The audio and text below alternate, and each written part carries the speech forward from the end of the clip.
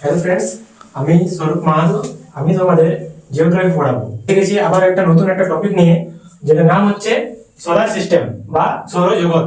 এই যে সৌরজগতে আপনারা দেখতে পাচ্ছ যে এই যে সূর্য আছে, বুধ, শুক্র, পৃথিবী, মঙ্গল, বৃহস্পতি, ইউরেনাস, হ্যাঁ, শনি, নেপচুন। এছাড়া আরেকটা গ্রহ ছিল, কিন্তু এখন বর্তমানে ওটা বাদ দেওয়া হয়েছে, যার নাম হচ্ছে প্লুটো। তো সৌরজগতে এই যে আমাদের একমাত্র নক্ষত্র বলতে আছে শুধু সূর্য।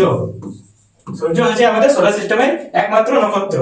এছাড়া আমাদের গ্রহ বলতে কটা আছে? গ্রহ সৌরজগতে গ্রহ আছে আমাদের 8টি। আগে ছিল আমাদের 9টি, কিন্তু বর্তমানে আমরা 2006 সালে প্লুটোকে বামন গ্রহ হিসাবে মেনে নিয়েছি, কারণ তারা IAEA এরা প্লুটোকে গ্রহ রূপে মানেনি। তার কিছু ক্রাইটেরিয়াও আছে, হ্যাঁ, সেগুলো থেকে বাদ দেওয়া হয়েছে। তো আমরা প্রথমে এই যে আছে তোমার বুধ, তো বুধের নিয়ে আমরা কিছু পড়বো। তো বুধের নিয়ে কি পড়বো? বুধ হচ্ছে আমাদের কি হচ্ছে সূর্যের সব থেকে কাছের গ্রহ। প্রথমে হচ্ছে বুধ, তারপরে হচ্ছে এই যে মোটামুটি 88 দিন লেগে যায় সূর্যকে একবার পরিক্রমণ করতে। তার সব থেকে তাড়াতাড়ি পরিক্রমণ করে আমাদের এই বুধ।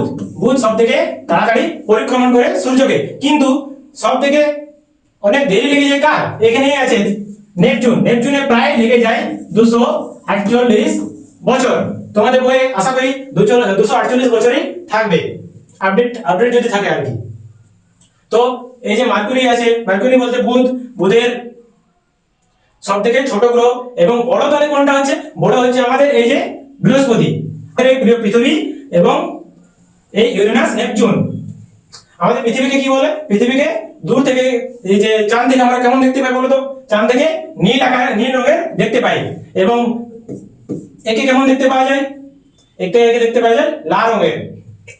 এছাড়াও আমাদের এই যে এই 4টি গ্রহ যেগুলো আছে এগুলোকে বলে ইনার প্ল্যানেটস, যেগুলো এই যে